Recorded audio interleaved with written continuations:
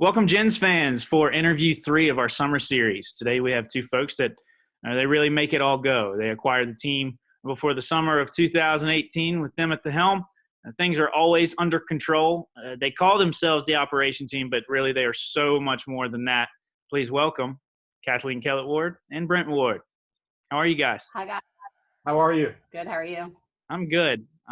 First of all, for those of you that don't know, two great kids in the Kellett-Ward household, and you got Mac and Coco, but it's a little bit different to be stuck in quarantine with your kids for this long. I know firsthand hanging out with Hannah over here, but so how's that been with your kids?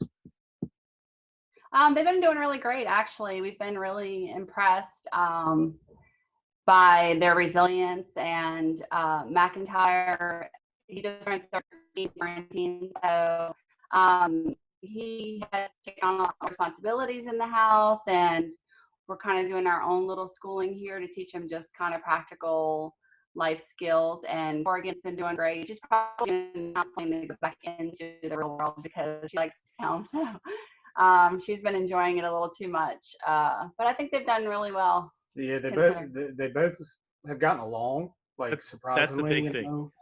There's no like nitpicking or fighting, or there's the occasional argument, but for the most part, it's been pretty smooth. So we're lucky on that one. Yeah, that's awesome. Okay, so now let's jump into the jobs. Like, KK, I know you're still going out and showing land and homes, and Brent, I'm not sure. Are your guys' jobs any different? No, I'm busier now. Really? I mean, I'm essential because of UPS. So, and everybody's at home clicking the order button. So we're actually busier this time of year than we've ever been. Yeah. And we're hiring left and right. We need bodies. If anybody out there wants to apply. Look at that. Yeah. So, we're rocking and rolling. Cool. All right, so I guess with that, let's jump into the generals. First of all, you guys were a host family. You took on some kids. What made you become a host family? Like, why should people consider that in the future as well? You add that into your answer. But what really made you guys decide, let's take on some kids for the summer? We were asked for a few years in a row, and we're like, do we want to do it? And plus, the house we lived in before. But we decided to do it, and our first year was like a major success. We had a couple kids. We were going to do one, and then we got talked into 2, and I think we ended up with 3, right? Well, we had 4. We ended up with 4 guys by the end of the summer, but it was fun. We played games with them. We played Nerf gun wars at night. Yeah. We didn't get sleep because we were constantly interacting with them when they got home from games, which was really late. We went and watched games, and it's really good for the kids because, obviously having kids who are motivated enough to come play ball, most of them have, a sense of commitment to something that's greater than, themselves. And so that to me was something that was going to be passed on to our children. And so we really enjoyed just them having like big brothers in the household, and they've enjoyed it a lot, and they look forward to it every year. Yeah, I mean, each summer was fun. We hosted for 2 summers, and the second summer we had 3 the whole summer. But the team adopted us just as much as we adopted them. Right. You know what I'm saying? And they took on the big brother role with our kids, and hung out with them and played with them and interacted with them. So it was win-win all the way around each summer. I get calls from Mother's Day from kids who are like 27 years old. Like, happy Mother's Day, Mom. And I'm like, cool. It's really nice. I really enjoy it. So. All right. So now you guys also kept coaches. I know you did that this past summer. What is the main difference of keeping coaches and coaching players? Or, excuse me, not coaching players, but keeping players?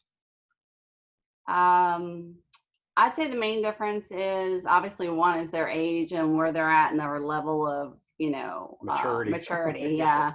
So it's more independent. It's just like adults hanging out. We kind of bounce off of each other ideas and ways to handle the team and just kind of what we're looking for in players. And, we're all about character of players versus their skill level. And then, you can teach them skill level. So it's been kind of cool to have the coaches come over, and we'll have dinner and just kind of talk about, the ins and outs of the ball game. So. And then you guys became the operations team. You acquired the team, and really, me and Hannah have talked about it. It's made the team that much better. The atmosphere is so great there at Kate Collins Field. And so, what made you guys? What did you love about the Gens that made you guys want to become more involved? Wow. We didn't want to see them kind of go down, like we felt we could take them and step it up another notch or two from where they were, and they were already up there. And we just love the community support that comes with it, because that's kind of what makes the team. The team is not just us, but it's really the community and everybody supporting the Generals. So we kind of like that aspect as well. Yeah, I think that's been the most rewarding part. Is like, for me, of course, I'm an entrepreneur, so I'm like, oh, what can we do to make it better? What can we, So for me, it's been like adding we can't change the location, but we can add more color and make it more fun and try to bring more families back to it like it used to be in the old days, So that's kind of been my goal with it, and just really interacting with the people that come from the community. And like, I love a lot of the older people that have been following them for years, they've become my little buddies and stuff. So I really enjoy that. I just think, overall it's about the community, and then it's about how we can impact these kids' lives that are coming into our area, and then how these kids can impact our youth that are in the area already, because, our kids having these big guys come from out of town who are so motivated and educated in baseball and have all these goals is really good for our future children in our community who want to play ball, so it gives them someone to look up to, someone to follow. These guys are great with the kids. And so it just really impacts their lives in a huge way. Yeah, and I mean, I remember, because I'm from Waynesboro, so I remember, where I'm from years ago when I was a kid. And I was very smooth, very smooth. And I was going to the games, and I was playing hot box down the third base line outside of the field and running around all night, and just, it was a place to go have fun and be with other kids while the adults watch the game. You know what I'm saying? And so we've also kind of seen that build up since we took over too, more than where it was. We've seen more kids come, and every year it just the attendance has gotten bigger as well. So that's kind of cool. Well, Brent, you just talked about it, and it's a good segue. We're going to ask about your background in baseball, and just went back as a refresher to read the little news article that we put out back when you guys acquired the team, and it said that your granddad actually spearheaded kind of the whole Waynesboro Little League. Well, so Waynesboro has two, but it's the north. Yeah. There's a north and south, and south is Ridgeview Park, and north is Wayne Hills and North Park. So the neighborhood surrounding Wayne Hills didn't have a baseball field. And so he kind of, and I never knew that until 5 years ago, he kind of got all the neighborhood people to get together and build the baseball field and organized that little league. So, and that kind of started, I guess, in the 50s. So I don't even know how old the South Little League is. And then your dad got involved. Yeah, and then my dad played, and then coached us, and I played up through high school. My brother played into college, so it's kind of in the blood a little bit, so to speak. Okay, you're from New York, correct? Yeah, I am. Yeah, I was gonna add to that. McIntyre also played, and then he We started getting really good in pitching, and so that was one of the other reasons why we took on the team, because he was so heavily involved in baseball. Absolutely. And then he found theater, and Yeah. so baseball's kind of taken a second. Yeah. So now maybe he'll star in a baseball movie one day. Yeah, there you go. Yeah. How about that for a little detour? How's the acting career kind of has Matt kind of had to put that on hold a little bit with no crowds being able to get together and stuff like that to where he could act? 3 shows. One was at the Wayne Theater, one was at DMR in Charlottesville, and then also Shannon Arts had asked him to do a part there. So he was in the midst of working on those 3 shows, which all were to take place during the quarantine. So they've been really creative on doing some Zoom stuff so that they can practice and train. And so he's been doing classes and things like that. But also, we're finding it like he's just turned 13, so he's hitting a place where his voice is changing a little bit, and he's struggling with that. So it's been kind of a unique time to deal with all that at the same time. Yeah, but he's getting Zoom voice lessons and Zoom classes outside of Zoom practices, so he's still involved as much as you can be at this point with what's going on. Yeah. So that's awesome. Well, such a stud of a kid. I know he just had a birthday recently, and we got to send all that stuff in, and I hope Coco's doing well as well. And but again, what is it? She's running the house. She's running the house. Not a surprise to me. Not a surprise to me. But what do game days look like for the both of you, both home and away? Oh wow, they're busy. Yeah. Away, not as busy. Right. For us, it is for the Lundstrom family. Yeah. For Ty and the Lundstrom family, it's busy, but not for us. Home games can be hectic, especially if rain is in the forecast. There's all kinds of aspects that come into play there, but we're making sure the concession stand is stocked and the grass is mowed, and everything is done and ready, and we have enough line paint for the games, and getting the tickets ready and making sure everything up in the PA booth is good to go, and I like to make sure my hot dogs and hamburgers are fresh. And yeah. And then have a extra body to run to the store if we happen to run out because we're busy, and that's happened numerous times. Which we love. Yeah, which is fine. Yeah. But yeah, game day is, from about lunchtime till the end of the game, it's rocking and rolling. Till like 11 o'clock midnight. Yeah, but it's good. I mean, the energy, when you're there, the energy hits you, and you're just boom, boom, boom, boom, boom, doing whatever and getting it done. And then everyone's stepping in to help and do stuff. So teamwork. Yeah. Awesome. Well, do you guys have any big plans for the future that you want to take a step forward with the Gins, or what are your thoughts on that? Yeah, I mean, we want to win a couple championships. Yeah.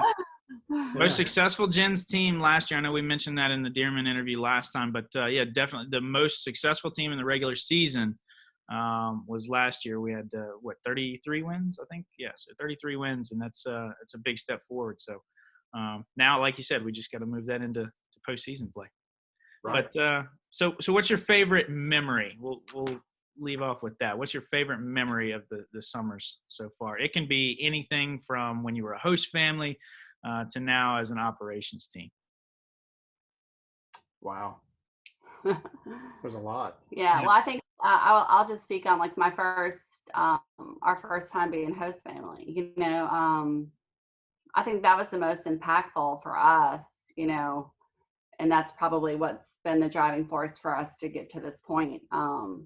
Just for me, it's been all about like finding good character kids who like we can give an opportunity to and try to help them as much as we can to get their name out there and to gain more skill on the field. And, everybody laughs at me because I'm still learning the game. So I call it like, oh, you got a touchdown. Yeah, we scored a point. So I'm still getting it. But the most important part for me is just like the people. The people aspect of it, just the character. building the kids up and just coming together as a team to get things done. And, every day is not always easy and everybody's not always happy every day, but, we all have the same goal. So at the end of the day, that's what's most important. So. And I don't know if this is my favorite memory, but I think it's a really cool memory, which was last season we did Meet the Generals, which had never been done before. So it was a few days before opening night. Yeah. And, we did a home run derby and had the kids go out on the field and, open the concession stand, brought a bouncy house and just kind of went all out. And I don't even know how many people we had a great turnout. Yeah. 400 people, before the season even started. And we're just kind of looked around at some point in the night and we were like, wow, this is cool. Yeah. Because people came out to meet the Generals and that's what they did. Yeah. And then, afterwards the Generals took pictures and signed balls. And I think that's a great way too. It keeps a lot of the kids involved too, as they pick out a favorite player or whatever, and it keeps those kids involved and not just coming to the game and playing in the field there behind the third base dugout, but also they want to check in on their favorite players and stuff like that. Yeah, when the players hitting or when their players pitching, they're like, oh, they come back and they're like cheering for them. So it's really nice. And then a lot of those kids that were there for Meet the Generals did the camp. So there was already familiarity with the players, the coaches, and some of the kids come camp time. So that was cool too. And I think that's one of our biggest things is like connecting the kids, especially to the players, so that they have somebody that they can, like, wow, that's what I want to do. That's what I want one day. And seeing the hard work and what they have to do is, kids, growing up to be a person like that, who like, in a game like that or on a field like that. Right. Awesome. Positive role models are good. Yeah. And I think the Generals organization brings that. Right. Yeah. So. Well, hey, I think it would be a huge mistake if we didn't mention huge congratulations to Tyler Hoffman and his wife, Claire. I haven't shown Brent the baby's pictures yet, but she's so beautiful. That's crazy. I was going to ask her yesterday, have you heard anything about the baby news? Yeah. She's our new Jen. Yeah, I'm excited. Teal Hoffman was born. That was yesterday, correct? Yeah. 2 days ago? 2 days ago. Teal. I love her name, Teal Hoffman. Mm-hmm. It's after her grandmother's middle name. Yeah. I mean, I would have chose Red Hoffman, but whatever. General's Hoffman. General Hoffman. Blue Hoffman. Still color blue. How cool would that be? General Hoffman. Yeah, see? Yeah, right. Yeah, but that's good stuff. All right, guys. Well, hey, thank you for taking time out of you guys' schedule. I know it's been hectic here in the past few weeks, almost months now, but big thank you to you guys for all you do for the Generals, and hopefully we can get back out there and play some baseball here soon. And thanks for all you do, Ty. Yeah, appreciate it, Ty. Well, thank you guys. I appreciate you guys saying that. All right, take care. All right, see you guys. See you. Stay safe. Bye-bye.